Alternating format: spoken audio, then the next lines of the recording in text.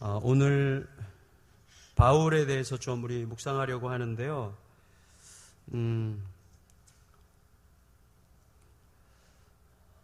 제가 이 본문을 말씀을 큐티하면서 사실은 이게 확 들어왔던 단어가 있었어요.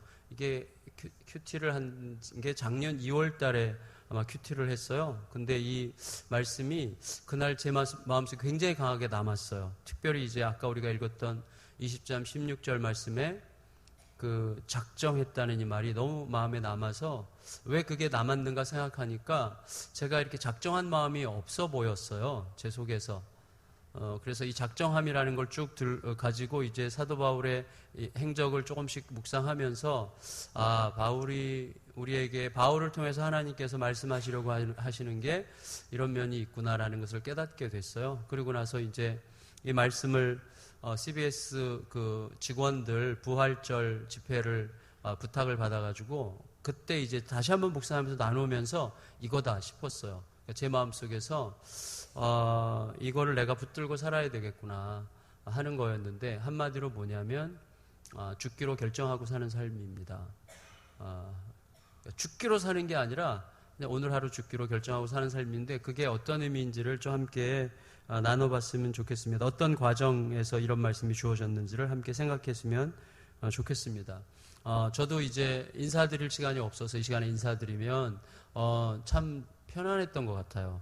제가 이제 살았던 동네고 25년의 세월이 거기 석촌호수의 우거진 숲 외에는 별로 물론 이제 많이 변화되긴 했지만 그 마음은 똑같은 것 같아요. 그때나 지금이나 되게 이렇게 마치 어제 여기 살았던 것 같은 느낌 속에서 편안했고요. 또 특별히 낙원교회 우리 목사님 원로 목사님이 너무 겸손하시고 편안하시고 또 우리 오승일 목사님 너무 또 겸손하게 잘 섬겨주시고 성도님들이 또 한결같이 이렇게 말씀을 참 집중해서 잘 들으시고 두세 분은 조셨지만 그래도 참 아름다운 모습이었던 것 같습니다.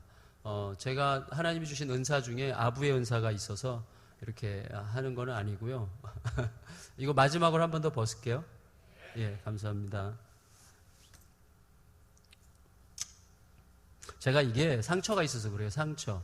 옛날에 제가 여기 쪽에서 이제 담임 목회할 때 어떤 대학교 교수님을 2번 연속 모셨어요. 주일 저녁 때 2번 연속 모셨는데 한 번은 이렇게 허락받고 옷을 벗었는데 그 다음에는 이분이 당연히 벗어도 되는 줄 알고 그냥 벗고 했거든요. 그걸 그렇게 말들을 하시더라고요, 뒤에서. 그래서 그때 항상 허락을 받아야 되는 거구나. 이게 제가 남았어요, 제 속에 이제. 이제 전통을 아주 중요시하는 교회였기 때문에 장로님들께서 그러셨던 것 같아요. 그래서 그 강사님들께 참 죄송했는데 바울이 이제 선교 사역을 거의 다 마쳤습니다. 선교 사역을 거의 다 마치고 이제 마지막 기도하면서 하나님의 이끄심을 받는 중에 선교 사역하면서 바울이 예루살렘 교회를 위해서 헌금을 모금했잖아요. 예루살렘 교회는 초기에 성령께서 임하시고 교회가 형성된 다음에 자기 집 바치고 재산 바쳐서 외부에서 온 많은 사람들을 섬기고 돕고 가난한 사람들과 함께 재산을 나눠서 쓰는 일이 많았기 때문에 그로 인해서 좀 스스로 가난해진 자들이 굉장히 많았을 뿐만 아니라 엄청난 가뭄이 엄청난 기근이 있었기 때문에 굉장히 경제적인 궁핍함에 시달렸어요. 그러면서 이제 교회가 그러면서도 교회는 계속 왕성해 갔지만 경제적으로 상당히 시달리는 성도들이 예루살렘 교회에 많았기 때문에 바울은 기도 중에 자기가 전해야 될 사명 2가지를 정했죠. 예루살렘의 사도들과 함께 나눈 바울의 사역이 뭡니까? 이방인에게 복음을 전하는 것, 그 다음에 예루살렘 교회의 약자들을 구제하는 것. 이게 이제 바울이 예루살렘에 있는 사도들과 함께 서로 의논한 바울의 사역이었어요. 그러니까 이제 바울이 온 세계를 다니면서 이방 세계에 복음을 전하는 과정 속에서 이제 헌금을 모금을 했죠. 그래서 그 헌금은 잘 모아서 예루살렘 교회에 전달하는 일을 하기 위한 거였거든요. 그래서 그 헌금을 전달하는 게 바울에게는 굉장히 중요한 과업이었는데 이게 단지 돈으로 구제한다는 측면으로만이라면 사실은 그 정도의 어떤 무게감이 없을 것 같아요. 그냥 구제하는 일이니까 뭐 그것도 중요한 일이지만 바울에게는 그것에 어떤 되게 중요한 신학적 의미가 있었다고 생각이 돼요. 뭐냐면 구약에서부터 계속 예언됐던 게 뭐냐면 예루살렘으로부터 하나님의 은혜의 담비가 강수가 흘러서 온 열방으로 흘러가죠. 그러고 나서 열방에서 왕들과 많은 사람들이 어떻게 되죠? 예루살렘을 향하여 예물을 들고 나오는 거죠. 그래서 이게 이제 신학적으로 완성되는 거죠. 예루살렘으로 시작해가지고 복음이 온 열방을 향해서 흘러가고 그 복음이 우리를 구원하였음에 대한 감사로 찬양으로 예물을 가지고 예루살렘으로 오는 이 그림을 바울은 이 구제라는 활동을 통해서 자기 안에서 이루어가고 있는 것을 느꼈다고 생각해요. 그러니까 그런 뭐 신학적인 근거가 있는 이야기인데, 그래서 어쨌거나 바울 속에는 그런 거룩한 사명이 있는 거죠. 그래서 복음을 나누어 준 예루살렘 교회를 생각하면서 사도 바울이 그런 얘기 많이 하잖아요. 말씀을 전하는 자에게 이렇게 말씀을 전하는 자가 생활할 수 있도록 이렇게 지원하는 게 마땅하다, 이런 얘기를 하잖아요. 그런 신학적 배경에서 나오는 거죠. 예루살렘에서 교회가 시작됐잖아요. 예루살렘에서 복음의 역사가 시작됐잖아요. 십자가를 예루살렘에서 지셨어요, 예수님께서. 거기서 이제 부활 승천하셨죠. 그러니까 예루살렘에서 시작된 복음의 역사가 온 열방으로 흘러간 것이 온 열방에게 생명이 되었고, 그 생명이 된 것이 우리에게 진짜다. 우리에게 이게 진짜 생명이고 예수 그리스도가 우리에게도 유일한 답이 되었다라는 것을 그들이 고백하는 것을 객관적으로 확증하는 찬양이, 감사가 예물이었다는 거예요. 그래서 그런 의미에서 이제 모금을 해서 그것을 예루살렘의 어려워진 교회를 돕는 거죠. 그러니까 구제한다는 것은 단순히 있는 자가 없는 자를 돕는다가 아니라 이건 굉장히 신앙적으로 굉장히 중요한 표현입니다. 그러니까 예수 그리스도의 사랑이 나에게 온 것이 진짜임을 객관적으로 확인하는 과정이 구제거든요. 단순히 내가 가져서 돕는 게 아니에요. 하나님의 사랑이 내 안에서 흘러서 나에게 흘러온 것처럼 흘려보내는 이 과정이죠. 굉장히 중요한 신앙적 고백이 구제인데, 어쨌거나 이제 그 사역을 감당하기 위해서 생각을 한 거죠. 타이밍을 계속 잡은 거죠. 기도하면서 타이밍을 언제 내가 가야 되겠는가, 언제. 그러다가 바울이 기도 중에 오순절 전에 도착하는 게 마땅하다고 확정했어요. 그리고 오순절 전에 예루살렘에 가서 바울의 마음속에 품은 소원이 뭡니까? 예루살렘에 가서 그 다음에 예루살렘에 있는 교회들과 협력해서 힘을 모아서 다시 로마까지 가서 복음을 전하고, 로마에서 스페인까지 가서 복음을 전하고, 그 당시에 땅끝을 스페인으로 이해했다는 사람들도 있잖아요. 그러니까 땅끝까지 가서 복음 전하고 내가 주님 앞에 가면 되겠다, 이런 식의 생각을 했기 때문에 이제 마지막 1차, 2차, 3차 선교 사역을 마치고 이제 마지막 로마로 가는 길을 위하여 예루살렘으로 가는 최종적인 여정이죠. 그러니까 굉장히 의미심장하고 그리고 아주 묵직한 여정이죠. 근데 그 여정을 내가 예루살렘에서 이제 다시 시작해야 되겠는데, 예루살렘에 언제 가는 게 좋겠느냐를 생각할 때 언제라고 결정했는가 하면 오순절이라고 결정했다는 거예요. 그래서 오순절 전에는 무조건 내가 갈 거다, 무슨 일이 있어도 오순절 전에는 가야 된다라고 마음을 작정했다는 것입니다. 자, 그런데 이런 생각도 해볼 수 있어요. 왜 바울이 그렇게 오순절에 집착했을까 생각을 해봤어요. 그리고 왜 예루살렘을 그렇게 집착했을까 생각해보면, 사실 예루살렘은 예수 그리스도의 죽음이 있는 곳이기도 하지만 사실은 스데반의 죽음이 있는 곳이기도 해요. 그리고 스데반의 죽음과 사도 바울은 직접적인 관련이 있죠. 그래서 사실은 어떤 예수 그리스도의 죽음으로, 예수 그리스도의 죽음에 의해서 구원의 여정이 시작되었지만, 바울에게 있어서 다메섹 도상에서 그리스도를 만난 사건의 배경에는 스데반을 죽인 죄악에 대한 마음의 무거움과, 그 다음에 스데반이 죽으면서도 예수 그리스도를 바라보면서 살아계신 예수님을 반사한 천사 같은 얼굴이 바울의 머릿속에서 절대로 지워지지 않았을 거예요. 그 인상이 다메섹에서 예수님께서 바울을 만났을 때 완전히 해석이 되면서 진짜구나, 스데반이 봤던 그 예수님이 지금 나에게 오셨구나, 그 사실을 깨달으면서 자기도 일정한 순교적 각오를 가지고 예루살렘에 가기로 결정했다는 생각이 들어요. 그리고 이런 게 있어요. 뭐냐면 사람에게 있어서 어떤 굉장히 중요한 영적 전환점이 필요할 때가 있습니다. 저 같은 경우도 교회가 굉장히 복잡하고 힘이 들 때는 한 번쯤 이렇게 뒤로 물러서서 뭔가 내 자신을 돌아보고 다시 출발하고 싶은 마음을 가질 때가 있는데, 저 같은 경우는 이제 그때가 어디냐면 이사 오기 전, 그러니까 제가 여기 석천호수 옆에 있는 동현교회라고 있어요. 거기서 자라서 거기서 결혼했거든요. 근데 그 교회가 사실 여기 있기 전에 마천동이라는 곳에 있었어요. 마천동. 그래서 저는 제가 이쪽으로 이사 온 지가 꽤 됐음에도 불구하고 결혼해서 그리고 목회하면서 힘들 때는 꼭 마천동에 있는 그 교회가 이제 마천중앙교회라는 통합측 교회가 그 교회를 사가지고 그 교회 형태를 그대로 유지한 채로 최근까지 있었어요. 최근에는 다시 졌다고 하는데, 저희 또 처갓집이 거기예요. 그래서 이제 장모님 댁 가면 꼭 거기 가서 제가 예배를 드리고 새벽 예배를 드리고 그다음에 거기서 이제 이렇게 가만히 앉아서 옛날을 쫙 돌아봐요. 내가 그 철없었던 중고등학교 시절 이때를 쭉 돌아보고 어린 시절을 쭉 돌아보면서 이렇게 정리하는 거죠. 그래, 어떻게 해서 여기까지 왔는데, 어떻게 해서 여기까지 왔는데, 또 어떻게 해서 내가 여기까지 온 게 아니라 내가 한 건 아무것도 없구나. 하나님이 정말 어떻게 나 같은 천덕꾸러기를 이렇게 인도하셔서 여기까지 오게 하셨을까? 그러니 내가 주장할 게 아무것도 없지. 하나님께서 하시는 거야. 이런 식의 마음을 다시 한번 이렇게 매듭 짓기를 하는 곳이에요. 저에게는 그 마천동의 그 예배당이. 그러니까 사람마다 매듭 짓기 하는 어떤 장소가 있으리라고 생각이 돼요. 다 있지는 않겠지만.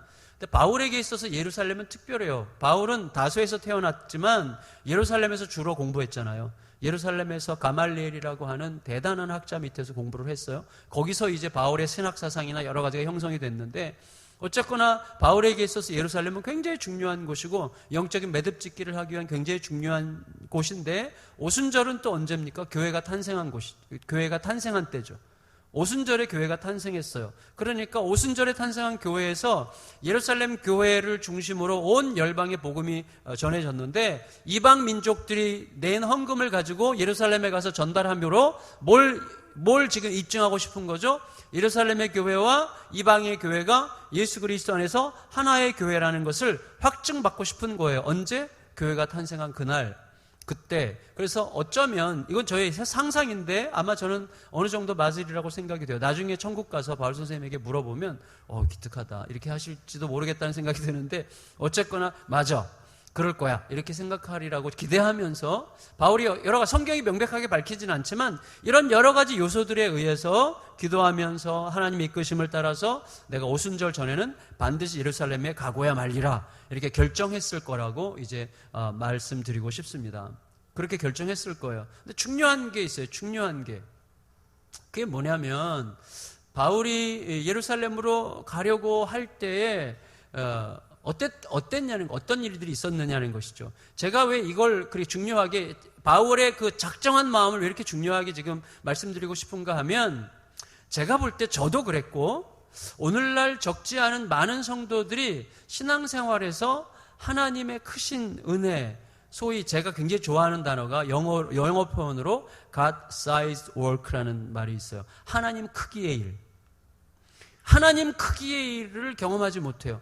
그러니까 이거는 정말 하나님이 아니고서는 하실 수 없는 일이고, 하나님이 하셨기 때문에 되는 일. 우리 모든 일에 쉽게 다 하나님이 하셨지 뭐라고 말하지만 사실 그런 거 말고 진짜로 하나님께서 개입하셔서 하나님만이 이건 하실 수 있었던 일이라는 그 하나님의 역사를 경험하지 못하고, 우리의 삶 속에서는 계속해서 다람쥐 채파기 돌듯이 계속 뭔가 공회전되는 것 같이, 염려와 근심과 두려움이 계속 반복해서 공회전되는 것 같은 그런 느낌 속에서 살아가는 이유가 뭔가를 생각해 보니까 이거라는 걸 알게 됐어요. 제가 계속 종교 이야기를 말씀을 드렸는데, 종교와 관련된 건데 뭐냐면 작정함이 없는 마음이라는 것을 제가 알게 됐어요. 작정함이 없는 마음. 이런 거죠. 연말이 되면 이렇게 교육자들이 성도님들에게 내년도 교사, 찬양대 봉사 좀 하시라 이렇게 얘기하면 성도들이 선뜻 네 해야죠. 이러는 성도들도 아주 드물게 있지만 대부분은 좀 볼게요. 이렇게 얘기하죠. 좀 볼게요. 좀 그때 가봐서요. 좀 상황 좀 볼게요. 이렇게 얘기하잖아요. 좀 볼게요. 뭘 봐. 하여튼 볼게요. 상황 좀 볼게요. 그때 가서요. 이렇게 얘기를 한단 말이죠. 그건 어떤 의미예요? 그때 가봐서 그 상황이 내가 할만하다고 판단이 되면 그때 가서 할게요라잖아요. 그러니까 그때 가서 그 상황이 내가 편안하게 할만하든지 내가 할 마음이 생겨가지고 할만하든지 또 그 일이 내가 해도 별로 무리가 없을 것 같이 판단이 된다면 할게요라는 것이죠. 그러니까 하나님께 맡기는 행위가 아니라 내 판단을 내가 최종적인 결정을 하겠다는 거예요. 그때 가서 내가 최종적인 결정권자가 되겠다는 말이 봐서요라는 말 속에 있다는 것을 제가 알게 됐어요. 제가 예를 들어서 부교육자들을 이렇게 뽑을 때도, 그리고 부교육자가 마음에 좀 들면 이렇게 말하고 싶을 때가 있고 실제로 그렇게 말한 경우도 한 번 있는데 이런 거죠. 너 나랑 끝까지 같이 가자. 이런 거죠. 근데 이제 말하다 보니까 중간에 진짜 마음에 안 드는 일들이 자꾸 반복적으로 생길 때가 있잖아요. 어떻게 다 온전하겠어요. 그런 일이 생겨요. 그러면 제가 스스로 이렇게 얘기해요. 진짜 나는 철석같이 믿었는데 어떻게 이럴 수가 있지? 난 철석같이 믿었는데 어떻게 이럴 수가 있지? 이렇게 생각해요. 그래서 그 생각을 한번 들여다보니까 그거 무슨 의미인가 하면, 내가 철석같이 믿었다는 그 말은 너가 내가 생각하는 기준에 걸맞게 행동하는 한에서는 믿어줄게. 그 말이 철석같이 믿었을게 라고 우리가 하는 말이더라고요. 우리라고 해서 죄송해요. 제가 하는 말이더라고요. 이런 식이에요. 항상 상황이 보니까 난 널 완전히 믿었거든. 그게 뭐니? 그 말은 뭐죠? 하나님께서 우리에 대한 하나님의 마음은 우리의 어떠함에도 불구하고잖아요. 이런 말이 있어요. 복음 선언에 이런 말이 있어요. 미국의 가스폴 코올리션이라고 복음 동맹이라는 단체가 있는데, 미국에서 미국 교회 복음주의 교회를 끌고 가는 단체인데, 거기에 굉장히 중요한 선언 몇 가지가 있는데 그 중에 그러니까 이런 게 있어요. 우리의 어떠한 행위도 나에 대한 하나님의 사랑의 크기를 결정할 수 없다. 그러니까 나의 어떠한 잘못된 행위도 나에 대한 하나님의 사랑을 줄일 수 없고, 나의 어떠한 선한 행위도 나에 대한 하나님의 사랑의 크기를 늘릴 수 없다는 거예요. 나의 어떠한 행위가 나에 대한 하나님의 사랑의 크기를 늘렸다 줄였다 한다면 우리의 삶은 정말 힘들어요. 정말 힘들어요. 그래서 제가 설교할 때마다 설교할 때 약간 뻥칠 때 있잖아요. 그러니까 저 같은 약간 다혈질들은요, 말하다 보면 한 90명쯤 왔으면 한 100명쯤 모였는데 막 이렇게 얘기한단 말이에요. 그래서 제 아내 같은 사람이 꼭 필요해요. 제 아내는 여보 87명이었어. 제 아내 아주 정확해요. 그런 경우가 많잖아요. 근데 하여튼 그럴 때마다 하나님께서 야, 이 거룩한 강단에서 너 왜 뻥을 쳐? 그럴 때마다 이빨이 하나씩 뽑힌다면 저는 진작에 틀리했어야 되죠. 사실은 하나님이 그런 분이 아니시잖아요. 근데 우리는 착각해요. 그러니까 내가 뭘 잘못했으면 하나님께서 뒤통수 때릴 거고, 잘했으면 하나님께서 막 칭찬하실 거고, 이렇게 물론 하나님의 기쁨이 되기 위해서 우리가 합니다. 그럼에도 불구하고 명백한 건 뭐냐면, 그런 논리였다면 우리가 어떻게 구원받았겠어요? 그런 논리라면 우리의 구원이 어떻게 계속 유지되겠어요? 그 논리는 성립할 수가 없어요. 하나님의 사랑의 크기는 나의 어떠함과 관계없어요. 다만 그 사랑이 너무 크기 때문에 우리는 그 사랑을 날마다 새롭게 보면서 그 사랑에 대한 감격으로 오늘을 사는 거지, 나의 어떠한 행동이 그분의 사랑의 크기를 결정할 것 같기 때문에 내가 하는 게 아니라, 그 사랑이 너무나 크기 때문에, 너무나 감격스럽기 때문에 그 사랑에 대한 감격에 의해서 오늘 목숨까지 바치고 싶은 마음으로 사는 게 우리들의 삶이죠. 그거예요. 근데 결정하지 않아요. 우리는 정말 하나님은 그런 사랑으로 우리를 상대하시는데도 불구하고 우리는 계속해서 죄요. 계속 생각을 하는 거예요. 계속해서. 제가 교육자들에게도 그래서 저는 이제 마음을 정하기로 했어요. 일단 뽑을 때 확실하게 뽑고, 그리고 절대로 안 내보낸다. 이거예요. 제가 나간다고 그러면 어쩔 수 없지만, 근데 제가요, 아내랑 같이 이제 운전하러 어디를 운전하고 어디 약속을 가요. 예를 들어서 이제 오승일 목사님 한번 밥 먹으면 좋겠어요. 그러면 이제 약속을 했단 말이에요. 예를 들면 해서 7시에 만나기로 했는데 저희 집에서 1시간 걸리는 거리에 식당이에요. 그러면 6시에 출발하잖아요. 하는데 가다 보니까 차가 막히는 거예요. 근데 이렇게 이 속도로 가면 아슬아슬하게 7시에 도착할 것 같아요. 그래서 막 조마조마하면서 이제 막 가는데 중간에 이제 길이 둘로 이렇게 갈라져요. 이렇게 갈라지는데 이 길이 결국은 만나게 되었는데, 저는 이쪽 길로 가고 있는데 이쪽 길이 뻥 뚫려 있어요. 근데 저는 습관적으로 이쪽 길로 가고 있는데 아내가 이 뻥 뚫린 길로 어차피 만나니까 여보 이쪽 길로 가자. 오늘 한번 이쪽 길로 가보자. 그러면 제가 아내 말을 듣고 그쪽 길로 갈까요? 안 갈까요? 네? 어떤 분들은 저를 굉장히 완악하게 보고 어떤 분들은 굉장히 멍청하게 보는데 저는 갑니다. 무조건. 제가 누나 말을 들어야죠. 근데 아내 말을 듣고 이제 그쪽으로 가요. 그래서 5분 동안 막 뻥 뚫려가지고 쫙 가요. 좋아서 막 이러는데 5분쯤 지났는데 교통사고가 크게 난 거예요. 여기 완전히 꽉 막혀 있는 거예요. 이제는 완전히 지각인 게 확실해졌어요. 그러면 저 같은 다혈질은 입이 다물어져요. 입이 다물어지면서 밑에서부터 뭐가 확 올라오면서 이쪽으로 뭐 확 올라오죠. 그러면서 이제 안압이 증가하면서 눈이 뻑뻑해지면서 속으로 계속 말하는 거죠. 그때 왜 말해가지고, 가만히나 있지 왜 말해가지고, 가는 대로 내버려두지 왜 말해가지고, 계속 그래요. 그러면 결혼 30년에 눈치가 백단인데 모르겠어요. 아내가 말합니다. 여보, 그냥 가던 길 가지 그러지 않겠어요? 그럼 제가 뭐라 그래요? 아니, 말을 말았어야지. 당신이 말하는데 어떻게 안 가? 아내가 뭐라 그러겠어요? 언제부터 내 말을 그렇게 잘 들었어? 사실은 생각해 보면요, 아내 말을 듣고 이전에 아내 말 듣고 갔다가 뻥뻥 뚫린 적이 훨씬 많죠. 다시 말하면 결과가 안 좋았기 때문에 왜 말해가지고가 되는 거죠. 그렇죠. 결과가 안 좋았기 때문이에요. 굉장히 중요한 겁니다. 이게 결과가 좋으면 우리 가만히 있어요. 결과가 나쁘니까 말하는 거예요. 다시 말하면 우리는 결과주의자고 상황주의자예요. 봐가면서예요. 생각해 보세요. 우리는 참 그래서 상황 봐가면서 내 행동과 내 말과 내 마음을 결정하는 사람들이기 때문에 아주 얄궂어요. 정하고 가는 거죠. 정하고. 사도 바울이 마음을 작정하고 가는 거예요. 결정하고 가는 거예요. 저는 항상 성도들에게 이렇게 얘기해요. 여러분, 신앙생활은 그냥 딱 정해놓고 가는 거 아닙니까? 하나님이 우리를 사랑하시기로 작정했어요. 그 작정하신 사랑에 반응하는 우리의 삶은 작정하고 그 안으로 뛰어드는 거예요. 그때 하나님과 우리가 만나서 그 안에서 하나님의 창조의 역사가 뻥 하고 터지는 거예요. 근데 하나님은 작정하고 사랑하셨는데 우리는 계속 재는 거예요. 이렇게 상황 봐가면서, 결과 봐가면서 이러는 거죠. 근데 사도 바울 선생님이 자 이제 상황을 가기로 결정을 했는데 중요한 건 이거예요.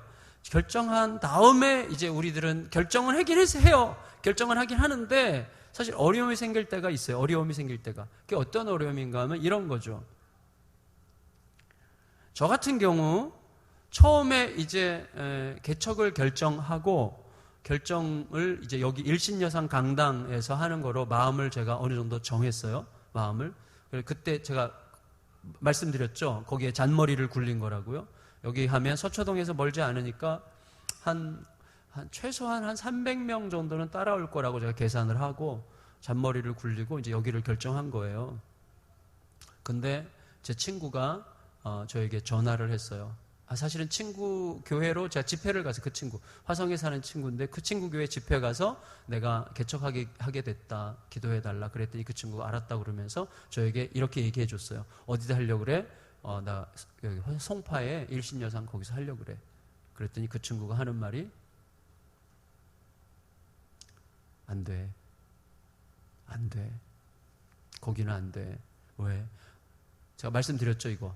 너 47살의 마지막 개척인데 맨날 너 이렇게 또 맨날 편안한 데서나 살았잖아. 뭐 서초동, 역삼동 뭐 이런 데서만 제가 주로 오래 살았거든요. 그러니까 그런 데서 안전하게 하려고 하지 말고, 그리고 또 그 기존에 너 목회하던 그 교회 성도들 막 몇백 명 따라올 거라고 기대하지 말고 그렇게 편안하고 안전하게 하려고 하지 마. 마지막 목회인데 너 마지막 교회를 세우려면 그런 데서 하면 안 된다. 뭐 이렇게 막 좋은 동네, 뭐 안정된 동네, 뭐 송파, 석촌동 이런 데 하면 안 돼. 저기 화성에서 해야 돼. 화성.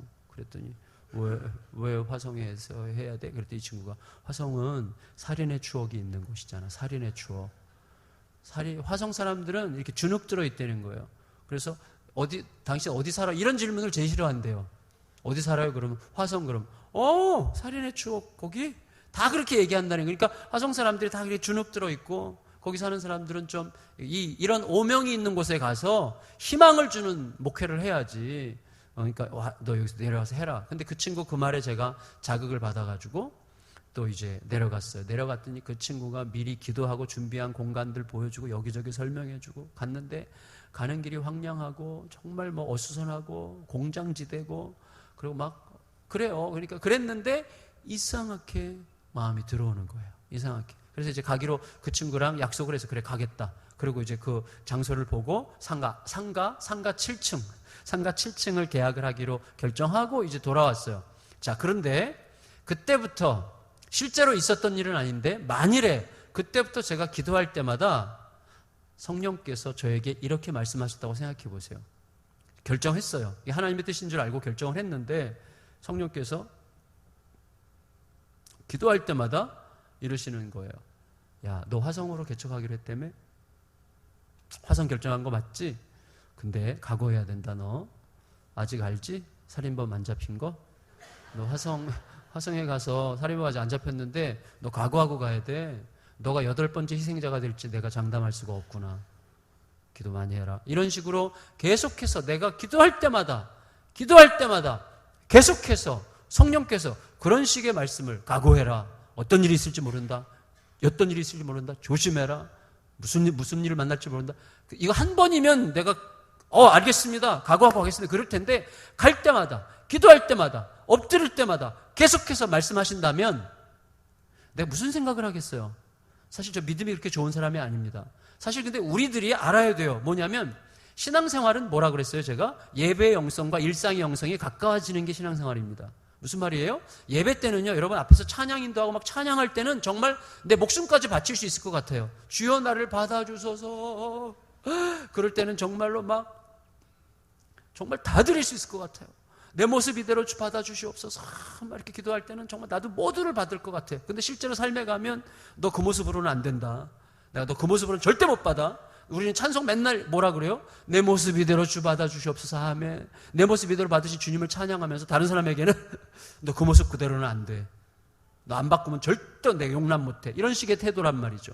예배 때는요, 순교할 것 같아요. 예배 때는요, 다 할 것 같아요. 막 선교사도 나갈 것 같고요, 다 할 것 같은데 사실 실생활에 딱 들어가면요, 우리가 굉장히 자기중심적입니다. 이 격차가 너무 커요. 그래서 예배 때 우리들의 마음속에서 들어온 어떤 하나님을 향한 마음과 실제 생활에서 어떤 예민하고 현실적인 일들을 선택할 때 우리들의 신앙의 자세가 이 격차가 계속 좁혀져가는 과정이 신앙생활이라고 할 수가 있겠어요. 근데 저 같은 사람도 마찬가지예요. 실제로 개척을 해야 돼라고 기도하면서 개척을 해야지라고 생각할 때랑 실제 개척을 결정하려고 할 때, 그 개척지를 막연하게 생각할 때랑 실제 여기를 결정하려고 할 때, 이때 달라요, 마음이. 다르고 또는 뭐냐면 거기는 지금 제가 솔직히 이제 이런 얘기하면 안 돼요. 근데 어쨌거나 제가 막 찌그러지는 것 같은 느낌? 거기 가서 이제 막 저 시골 구석에서 제가 아무것도 아닌 존재인 것 같이 될 것 같은 느낌? 이런 두려움이 솔직히 있는 거예요, 솔직히. 그런데다가 주님께서 뭐라 그래요? 주님께서 갈 때마다 너 거기서 살인범 안 잡힌 거 기억해라. 무슨 일을 당할지 모른다. 막 기도할 때마다 주님께서 그러신다면 제가 이게 뭐 마음속에 굉장히 싱숭생숭하고 힘들 것 같아요. 그런데 생각해 보세요. 여기 바울이 뭐라고 얘기하는가 하면 22절, 23절에 이렇게 얘기해요. 사도행전 20장 22절, 23절. 같이 한번 읽어보겠습니다. 시작. 보라, 이제 나는 성령에 매어 예루살렘으로 가는데 거기서 무슨 일을 당할는지 알지 못하노라. 오직 성령이 각 성에서 내게 증언하여 결박과 환난이 나를 기다린다 하시나. 여러분 보세요. 각 성에서 가는 곳마다 기도할 때마다 성령님께서 바울에게 얘기하시기를 너에게 결박과 환난이 기다리고 있다. 너가 무슨 일을 만날지 모른다. 각오해라. 계속 이런 말씀을 하시는 거예요, 바울에게. 결정을 하고 가는데 계속 마음에 이런 짐이 계속 오는 거예요. 그런데다가 그게 전부가 아니라 바울이 이제 예루살렘으로 가기 위해서 쭉 여정을 가는데 배 타고 이제 팔레스타인 지역 그 반도까지 도착을 했어요. 도착해서 처음에 도착한 곳이 두로라는 곳인데 두로라는 곳에 도착해서 제자들을 만났어요. 예수님의 제자들, 바울의 제자들을 만났어요. 제자들과 함께 이제 마음을 나누고 생각을 나누고 함께 기도했는데 기도하는 상황에서 어떤 일이 생겼는지 아마 아실 거예요. 여러분 여기 보세요. 21장 3절 4절 한번 읽어보겠습니까? 3절 4절 시작. 구브로를 바라보고 이를 왼편에 두고 수리아로 항해하여 두로에서 상륙하니 거기서 배의 짐을 풀려 함이로라. 제자들을 찾아 거기서 이레를 머물더니 그 제자들이 성령의 감동으로 바울더러 예루살렘에 들어가지 말라 하더라. 여러분 보세요. 두로라는 곳에 갔어요. 그랬더니 거기 제자들이 있는데 제자들이 기도했어요. 함께. 성령의 감동을 받았어요. 그 감동은 어떤 감동이겠어요? 바울이 그동안 각성에서 성령으로부터 받았던 그 감동이죠. 바울이 예루살렘에 가면 무슨 일을 만날지 모른다. 예루살렘에 가면 결박과 환란이 기다리고 있다. 가서 죽을지도 모른다. 이런 식의 감동을 제자들도 똑같이 받았어요. 근데 제자들은 이것을 바울이 예루살렘에 들어가지 못하도록 막으라는 사인으로 들었다는 거예요. 이거 쉽게 생각할 문제가 아니에요. 바울의 제자들이 영성이 부족해서 그렇습니까? 바울의 제자들이 기도를 안 한 사람들입니까? 게을러서 그렇습니까? 바울의 제자들이 예수님을 사랑하지 않아서 그렇습니까? 바울의 제자들이 자기 목숨 아까워하는 겁쟁이들이었기 때문에 그렇습니까? 아니에요. 성령의 감동으로 해요. 기도하고 성령의 음성을 들었어요. 성령의 음성을 어떻게 들었다고요? 바울이 예루살렘에 가면 어떤 결박과 환란이 바울을 기다리고 있을지 모른다라는 감동을 받았어요. 그러니까 그 감동을 제자들은 어떻게 해석했어요? 바울이 예루살렘에 가면 안 된다는 하나님의 사인으로 해석했다는 거예요. 생각해 보세요. 바울은 어떤 결박과 환란이 널 기다리고 있을지 모르고 너 지금 가서 죽을지도 모르고 각오해라 이렇게 말씀하실 때마다 바울은 가서 죽으라는 말씀으로 해석했다는 거예요. 가서 죽어라. 죽어도 가라. 아니면 죽더라도 가라. 죽을 각오하고 가라. 가서 죽어도 된다. 그런 말로 해석했기 때문에 지금 계속 가고 있는 거예요. 근데 제자들은 똑같은 감동을 받고 가면 안 됩니다 라고 그랬어요. 이건 성령님께서 우리를 시켜서 당신이 예루살렘에 가지 못하도록 우리가 당신 좀 막아주도록 성령께서 우리에게 감동 주신 거라고 생각합니다. 이렇게 제자들은 생각했다는 거예요. 똑같은 성령의 감동을 제자들과 바울이 다르게 해석했어요. 제자들은 가지 말라는 쪽으로 해석했고 바울은 그래도 가라는 쪽으로 해석했다는 것이죠. 이 차이가 뭘까요? 제자들이 기도가 부족해서라고 생각할 수 없어요. 근데 그게 한 번이 아니라 또 있어요. 조금 있다가 이제 바울이 가이사랴에 도착해요. 가이사랴에서도 이런 일이 있었어요. 8절부터 12절까지 읽겠습니다. 8절부터 12절 21장 8절부터 12절 시작. 이튿날 떠나 가이사랴에 이르러 7 집사 중 하나인 전도자 빌립의 집에 들어가서 머무르니라. 그에게 딸 넷이 있으니 처녀로 예언하는 자라. 여러 날 머물러 있더니 아가보라 하는 한 선지자가 유대로부터 내려와 우리에게 와서 바울의 띠를 가져다가 자기 수족을 잡아매고 말하기를 성령이 말씀하시되 예루살렘에서 유대인들이 이같이 이 띠 임자를 결박하여 이방인의 손에 넘겨주리라 하거늘. 그런데 뭐라 그랬어요? 우리가 그 말을 듣고 그곳 사람들과 더불어 바울에게 예루살렘으로 올라가지 말라 권하니. 두로에서도 그랬고 가이사랴에서도 그랬고 만나는 제자들마다 성령의 감동으로 바울이 결박과 환란을 당한다고 할 때 이들은 어떻게 해석했어요? 예루살렘으로 지금은 올라갈 때가 아니라고 생각한 거예요. 그들의 말도 설득력이 있어요. 선생님, 지금 당신이 예루살렘에 가는 것도 뭐 의미가 있겠지만 지금 타이밍이 당신이 죽을 때가 아닙니다. 지금 초대교회가 이제 막 일어나고 있고 이방인의 교회들이 막 세워지고 있는 이 즈음에 당신 예루살렘에 갔다가 죽으면 하나님의 나라에 너무나 큰 손실 아닙니까? 하나님 나라를 위해서 지금 하나님께서 지금 당신 예루살렘에 가지 말라고 지금 막으시는데 굳이 그렇게 가신다고 하면 어떻게 되는 겁니까? 성령님께 순종을 해야죠. 이런 식으로 권면했지 않았겠어요? 지금은 죽을 때가 아닙니다. 지금은 당신이 좀 더 보존하고 좀 더 안전하게 있다가 이방인의 교회가 좀 더 든든하게 세워진 다음에 가든지 그때 결정하십시오. 지금은 아닙니다. 이렇게 생각한 거예요. 제자들은. 따라서 그 차이가 뭐예요? 차이? 작정함이에요. 작정함. 바울은 결정했고 가는 거예요. 저는요, 바울의 제자들도 바울의 입장이었다면 그렇게 했으리라고 생각해요. 그들이 믿음이 없어서가 아니에요. 입장이 지금 다르기 때문에 바울의 그 마음을 충분히 헤아리기 어려운 거죠. 물론 헤아리면서도 안타까운 마음이 있었을지도 모르겠지만 어쨌거나 바울은 성령께서 계속해서 여러 가지 위험을 얘기하시고 결박과 환란과 죽음에 대해서 이야기를 하시는 동안에도 바울은 어떻게 해서든지 나는 끝까지 가고야 말겠다라고 결정한 이유는 마음속에 처음부터 오순절 전에 예루살렘에 가는 것이 내 생각에 하나님의 뜻일 거라고 확정했기 때문에 그 사이에 오는 수많은 어떤 방해거리 같은 것들도 그럼에도 불구하고 가라는 사인으로 듣는 것이지, 그러니까 가면 안 된다는 사인으로 안 들리는 거예요. 우리가 마음을 어떻게 정했느냐에 따라서 그 중간에 끼어드는 소리에 대한 우리들의 해석이 틀려진다는 거예요. 이건 반드시 가야 되는 길이야 라는 결정하는 사람은 중간에 아무리 많은 회방과 다른 이야기들이 들어와도 그럼에도 불구하고 가라는 소리로 들리는 거예요. 근데 작정함이 없는 사람은 중간에 수없이 많은 방해거리 이야기가 들어오면 이거 가지 말란 얘기 같아 이렇게 들리는 거예요. 마음에 작정함이 있느냐 없느냐에 따라서 들리는 소리가 다른 거예요. 상황에 대한 해석이 달라지는 거예요. 바울이 그렇게 결정할 수 있었던 굉장히 중요한 이유는 바울은 날마다 죽는 삶이 그의 삶의 목적이었기 때문이에요. 바울은 나는 날마다 죽노라. 그 작정하는 마음이 결국은 그 사이에 들어오는 모든 사건과 상황에 대한 나의 해석을 바꾸는 거예요. 내가 날마다 죽음을 목적으로 살아가는 사람이라면 누군가가 나를 죽이려고 할 때 어때요? 죽음이 내 목적인데. 우리 안 죽으려고 그렇게 길을 쓰는 거잖아요. 안 죽으려고. 누가 나를 막 죽이려고 그래, 그 인간이. 이러는 거잖아요.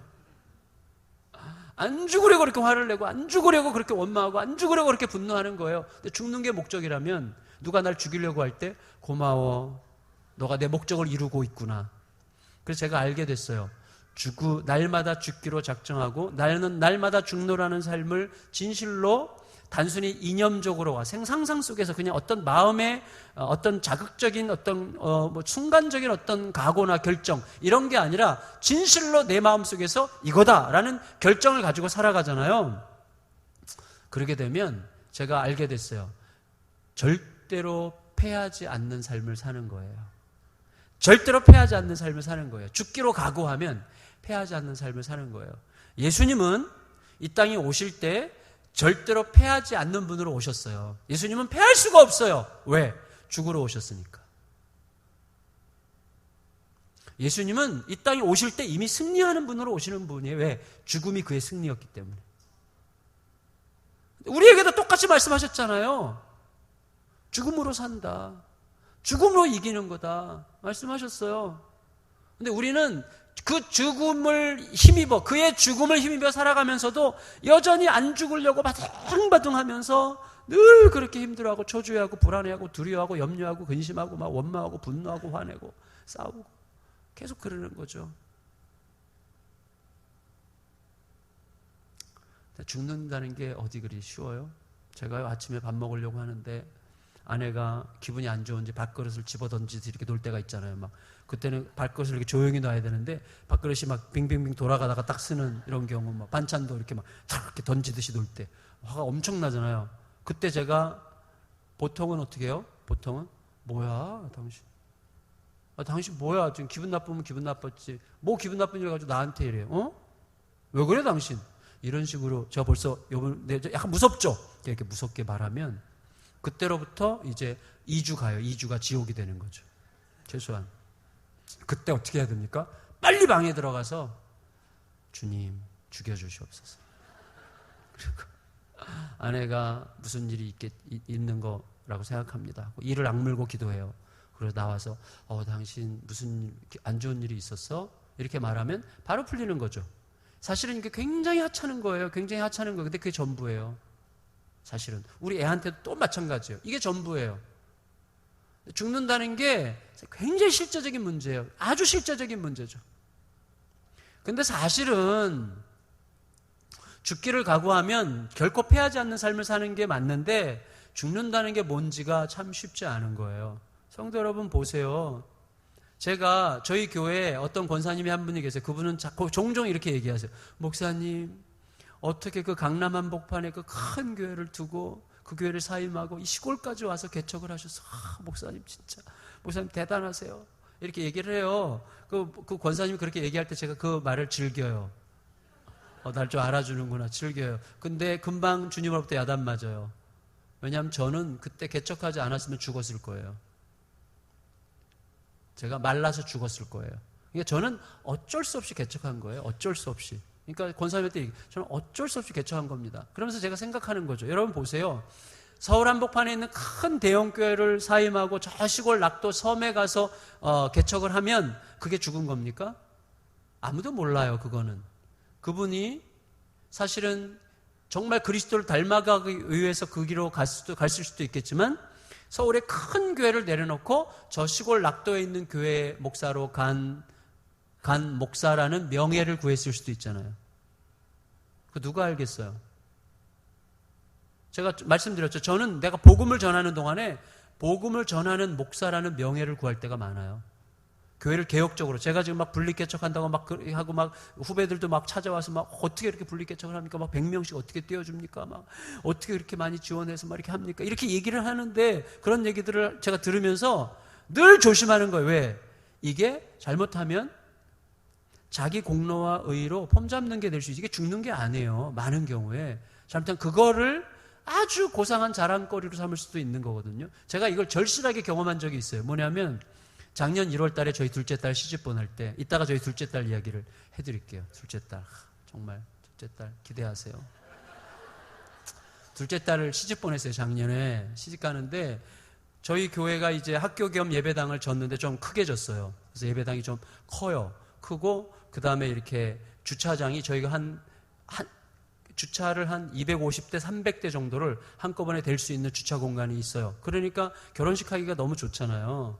그래서 제가 성도들에게 결혼식 좀 여기서 하라고 그러는데 한 명도 결혼식을 안 시켰어요. 너무 외지고 그 다음에 막 퇴비 냄새 나고 막 한복판에 있고 좀 창피한가 봐요. 거기서 결혼시키는 게. 아무도 안 해요. 그래서 제가 저희 딸을 결혼시킬 때 우리 교회에서 시켜서 이번 결혼을 정말 멋있게 해가지고 성도들이 많이 따라서 할 수 있도록 해야 되겠다. 그래서 이제 결혼시키기로 성도들 앞에 선포했어요. 저희 딸아이는 결혼을 저희 교회에서 할 거니까요. 여러분 잘 봤다가 앞으로 결혼식 많이 여기서 하시면 좋겠습니다.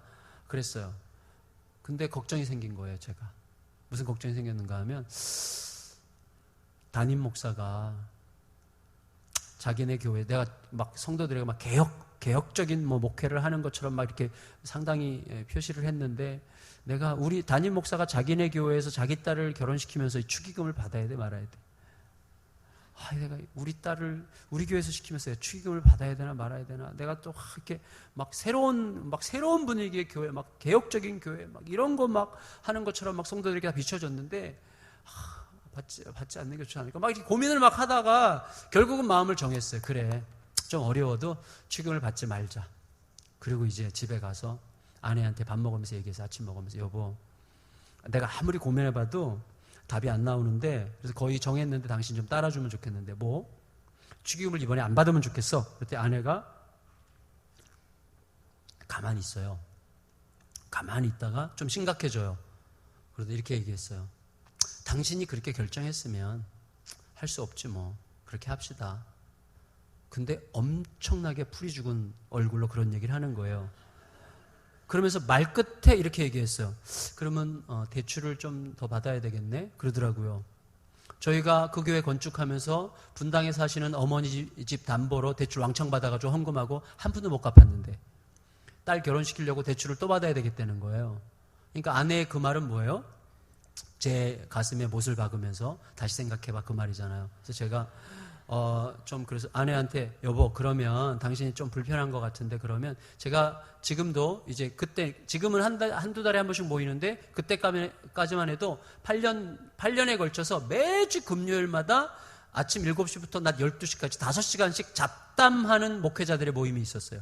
거기 이제 우두머리가 김인중 목사님이었고, 그 다음에 이제 한 10여 명의 이제 여러 사랑의 교회 출신 목회자들과 몇몇 목회자들이 같이 서너 명이 하여튼 8년 동안 5시간씩 모여서 수다 떠는 거예요. 부부싸움한 이야기, 마누라한테 야단 맞고 이렇게 울려고 했던 이야기, 그 다음에 장로님한테 혼난 이야기, 이런 거 좀 하면서 막 서로서로 웃고 울고 막 그러는 분위기예요. 아주 우리의 유치한 이야기를 막 늘어놓는 그런 모임. 그 모임을 제가 너무 좋아해요. 왜냐하면 기라성 같은 목사님들이 몇 분 거기 계신데 제가 정말 그 모임을 사랑하는 이유는 다 별 볼 일 없다는 거예요. 여러분 별거 아니에요. 목사들 우리 존재가 별거 아니에요. 사람이 별거 아니에요. 우린 죄인입니다. 하나님의 은혜 때문에 사는 거죠. 솔직히 우리가 뭐 있겠어요? 그래서 너무 좋아요, 그 모임이. 그래서 제가 이렇게 얘기했어요. 여보, 그러면 이번 주 금요일 날 큰순 모임인데 그게 내가 큰순 모임에 가서 거기에 있는 목사님들에게 물어볼게. 그래서 거기 있는 목사님들이 전부 다 동의하면 그대로 합시다. 어느 길로 가든 그대로 하면 좋겠어. 그랬더니 아내가 얼굴이 갑자기 확 피는 거예요.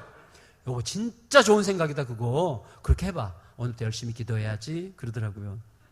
그래서 제가 금요일 날 이제 갔어요. 그 모임에 가서 상황을 쫙 얘기했어요. 쫙 얘기했어요. 이렇게 이게 걱정이다. 어떻게 하면 좋겠나. 그랬더니 이제 제 또래들이 많은데, 제 또래, 저희 1, 2년 선배님, 후배들 이렇게 제 또래가 많은데, 이 친구들은 대부분이 조금 있으면 자기들 이제 자식들 결혼시켜야 되는 때니까 자기들에게 해당되니까 아무도 말 못하고 가만히 있는 거예요. 가만히. 어떻게 될지 모르는 거. 자기들도 조금 있다 뭔가를 결정해야 되니까. 근데 김인중 목사님, 역시 큰형님께서 저를 뚫어지게 보시는 거예요. 한마디를 딱 하셨어. 무서울 정도로 뚫어지게 보세요. 한참을. 그래서 한마디를 딱 하셨어요. 폼 좀 잡지 마. 그래서 저한테. 그 폼 좀 잡지 마. 그러면서 이렇게 말을 덧붙이셨어요. 당신네 교회 성도들 축의금 받지 않고도 결혼식 시키는데 별 지장이 없는 성도들이 덜어 있겠지만 대부분의 성도들은 축의금 받지 않으면 상당히 어려움을 겪을 텐데 당신 혼자 멋있자고, 당신 혼자 개혁적이자고 성도들 모두에게, 그러면 당신의 교회에서 결혼시킬 때 성도들에게 축의금 받지 않는 게 훨씬 더 건강한 거고 축의금 받지 않는 게 저 성경적인 거라는 식으로 당신이 그런 식으로 성도들에게 메시지를 전하는 건데, 앞으로 성도들이 축의금을 받지 않을 수 없는 그런 형편 속에 있는 성도들은 결혼식 시킬 때마다 얼마나 죄책감 느끼겠어. 당신은 성도들을 생각하는 거야, 마는 거야. 성도들을 위한 사람이 아니야. 저에게 멋있는 척 좀 하지 마, 이렇게 얘기하는 거예요. 당신 그렇게 멋있는 목사 되고 싶어? 그리고 그때 큰 깨달음이 왔어요. 그리고 한편으로 엄청 창피했고 한편으로 엄청 고마웠어요. 그래서 축의금 받았어요, 축의금. 근데 김인중 목사님이 말끝에 하신 말씀이 뭐냐면, 옥하는 목사님 예를 드셨어요. 옥하는 목사님이 아들 둘 결혼시킬 때 첫째 때 축의금을 안 받았는데 둘째 아이 때는 첫째 때 안 받은 걸 후회하면서 받았어. 받아. 이래가지고 제가 기꺼이 받았어요. 그리고 결혼식 잘 시켰어요. 제가 그때부터 많이 생각하는 게 뭐냐면요, 폼 잡는 거예요. 경건한 척, 개혁적인 척, 멋있는 척, 굉장히 나이스한 척, 제가 굉장히 성도들에게 괜찮은 목사인 척 하기 위해서 막 대범하게, 이게 사실은 굉장히 미묘한 거예요. 그러니까 뭐가 진짜 죽는 거냐? 성도 여러분 보세요. 내가 정말로 희생하는 게 죽는 겁니까? 아니에요. 희생하는 자라는 자기의 공로를 계속해서 의식할 수 있어요. 진짜 죽는다는 것은요, 내가 무언가 사람들에게 어필하는 이미지와 메시지를 남기기 위해서 뭔가를 하는 게 아니라, 진짜 죽는 것은 예수의 말씀이 진짜 나의 삶에 들어오는 거예요. 말씀대로 그냥 사는 게 죽는 거예요. 죽는 거지. 얼마나 희생적인가, 그게 아니에요. 희생적인 것이 오히려 굉장히 자기를 사는 길이, 살리는 길일 수 있어요. 오히려 안 죽는 길일 수 있는 거예요.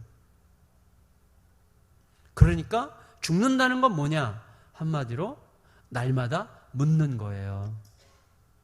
죽는다는 건 뭐예요? 날마다 질문하는 거예요. 내 전제, 내 욕망, 내 얼마나 교묘합니까? 우리의 욕망이. 교묘한, 은밀한 이런 욕망에 대해서 끊없이 내려놓으면서 주님으로부터 듣고자 하고 주님으로부터 들은 그걸 가지고 살고자 하는 게 죽는 거더라고요.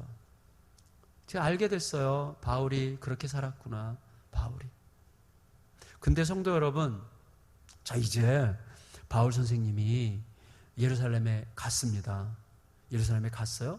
갔더니 예루살렘에 있는 그 형제들이, 바울을 좋아하는 형제들이 바울을 따로 불러가지고 이렇게 제안했어요. 바울 형제요, 환영합니다. 고맙습니다. 그런데 당신에게 한 가지 권면할 게 있습니다. 이 예루살렘에 유대인으로서 크리스찬이 된 사람들은 예수님도 믿지만 율법도 중요하게 생각하고 모세의 할례도 여전히 중요하게 생각하는 유대인 그리스도인들이 상당히 많았어요. 이 사람들은 믿음으로 구원받는다는 걸 알지만 할례라든지 율법이라든지 이거는 유구한 전통 속에 자기들의 몸과 세포에 새겨져 있는 거기 때문에 사실 쉽게 벗어나기가 어려워요.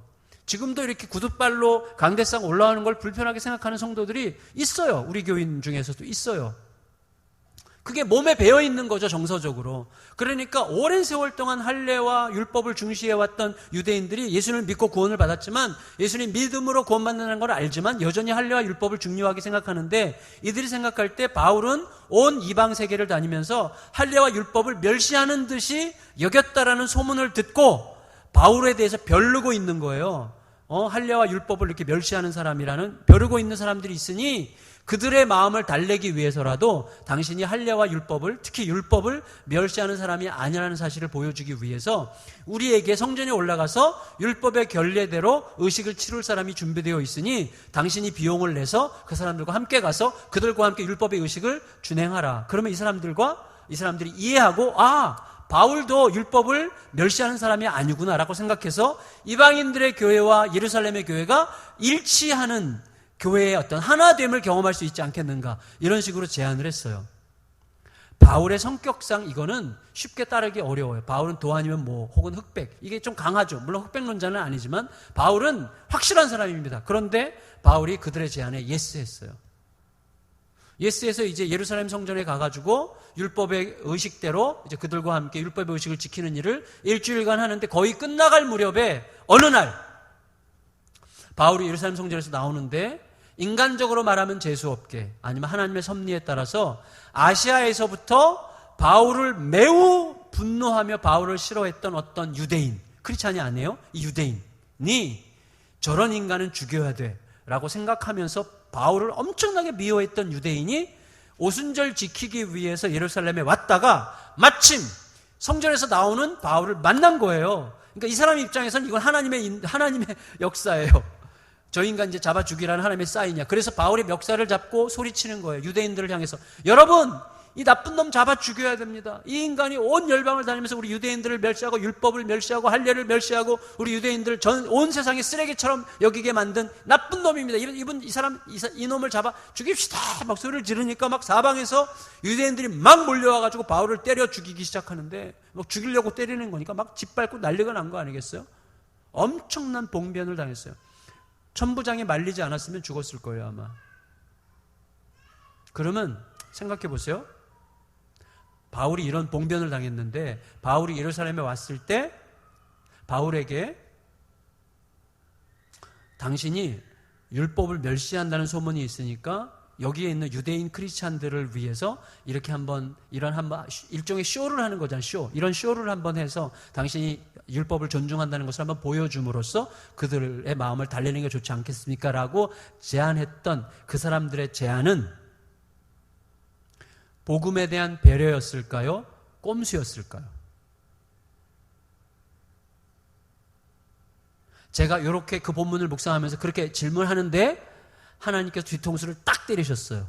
제 뒤통수를, 느낌으로. 깜짝 놀라가지고 마음속에 여쭤봤더니 이렇게 답하시는 것 같았어요. 왜 물어? 그게 배려인지 꼼수인지 왜 물어? 제가 왜 묻는 줄 아세요? 결과주의자이기 때문에. 무슨 말인가 하면 바울이 봉변을 당했기 때문에 묻는 거예요. 바울이 봉변을 안 당했을 수도 있잖아요. 그들이 제안한 대로 잘 진행이 돼가지고 예루살렘 교회와 이방인의 교회가 잘 협력해서 아름다운 교회 일치를 볼 수도 있었잖아요. 바울이 봉변을 당했기 때문에 내가 그 질문을 하는 거더라고요.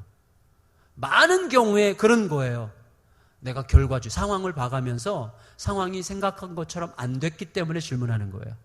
생각해 보세요. 어떤 분이 막 고집 부려가지고 목사님 막 끌고 막 목사님 저기 꼭 가셔야 됩니다. 가셔야 된다. 그때 목사님이 좀 내일 가면 안 될까? 아니, 오늘 가셔야 돼요. 오늘 가셔야 돼요. 막 주변 성도들이 막 다 듣더라고. 오늘 가셔야 돼요. 결국 끌고 갔어요. 뭐 좋은 일이에요. 누구 신방 가는 일이에요.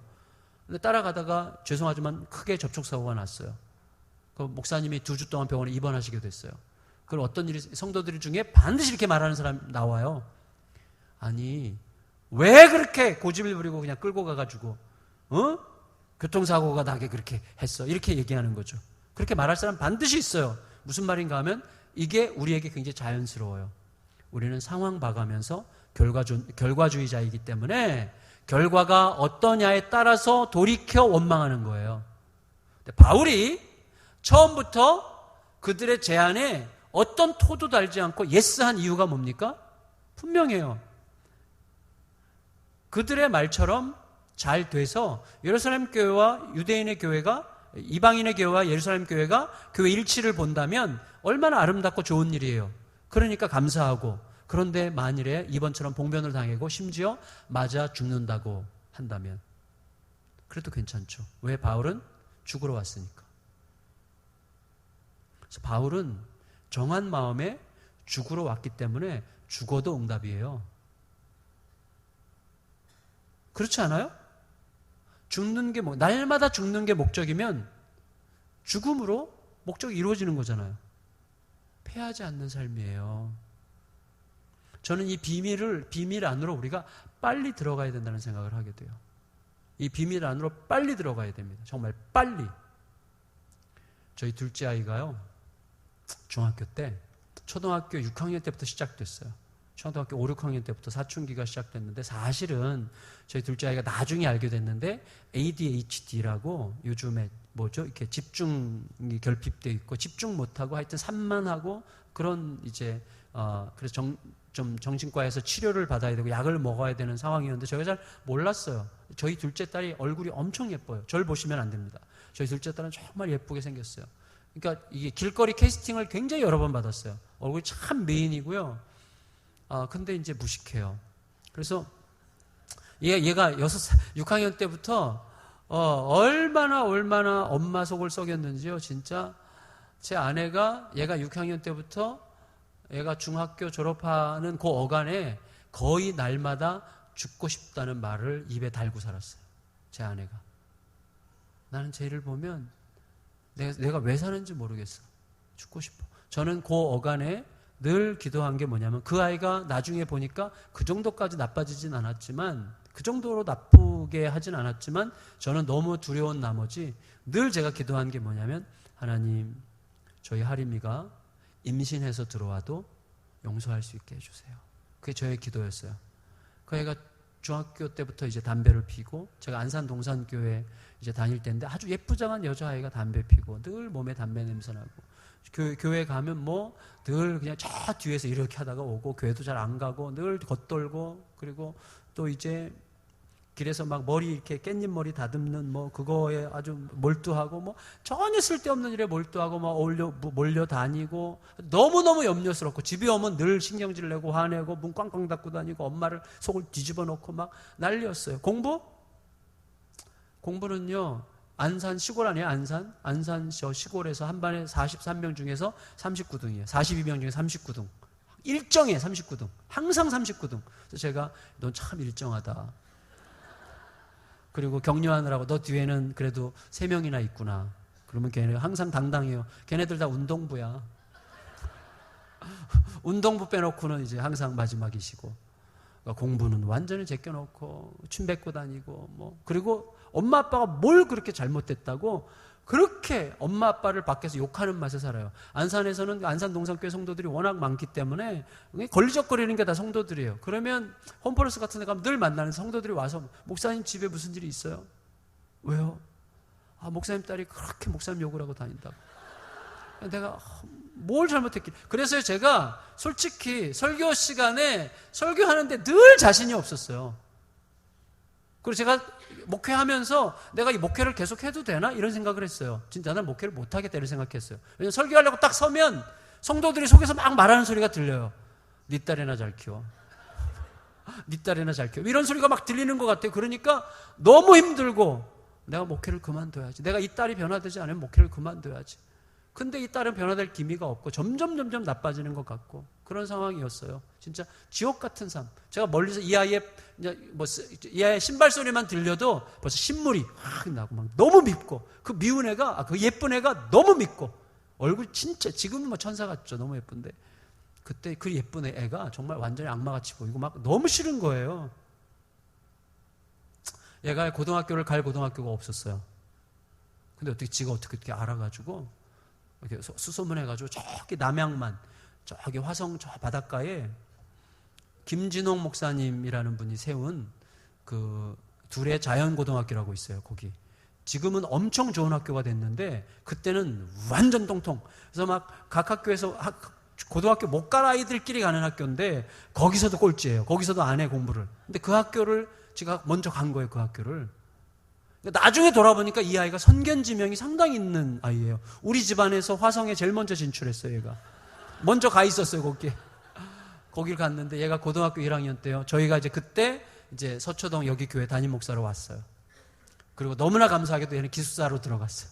기숙사 생활. 얘가 교회 안 보이니까 제가 얼마나 감사한지. 근데 계속 기도하는 거죠. 새벽마다 기도하는데 어느 날 얘가 고1 때 새벽에 제가 기도했어요. 하나님께, 하나님, 저희 하림이를 어떻게 하죠? 하림이를 어떻게 하죠? 하림이가 안 바뀔까요? 막 계속 기도하는데 청천벽력 같은 하나님의 음성이 들렸어요. 내가 너에게 사랑하라고 준 딸을 너가 사랑하지 않는데 내가 뭘 어떻게 하겠는가? 이렇게. 너에게 사랑하라고 준 딸을 너가 사랑하지 않는데 내가 뭘 어떻게 하겠는가? 다시 말하면 이건 무슨 말이에요? 너의 딸은 오직 너를 통해서만 변화되는 거야. 이렇게 가르쳐 주신 거예요. 제가 가만히 생각해 봤어요. 그거 가지고 계속 기도하는데요. 제가 알겠어요. 뭐냐면 그 딸을 사랑한 적이 없어요. 사랑이라는 건 뭐죠? 그 모습 그대로잖아요. 제가 그 모습 그대로가 너무 싫어. 공부도 지지리 못하고 욕하고 다니고 담배 피고 이러는 게 막 너무너무 싫어. 막 너무 싫어요. 그 모습이. 근데 만일에 저의 삶의 기준과 제가 살아가는 삶과 저희 딸의 격차가 50이라면 저 같은 인간과 예수 그리스도의 격차는 얼마가 되겠어요?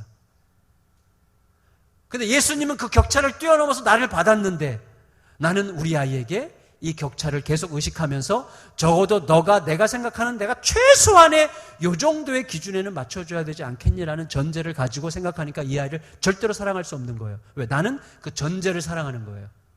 걔가 이 기준에 조금 맞춰주는 신용이라고 해도 내가 사랑을 할까 말까 하지 전혀 기준에 못 맞추면 사랑할 이유가 전혀 없는 거예요. 왜? 나는 그 기준을 사랑하는 거기 때문에.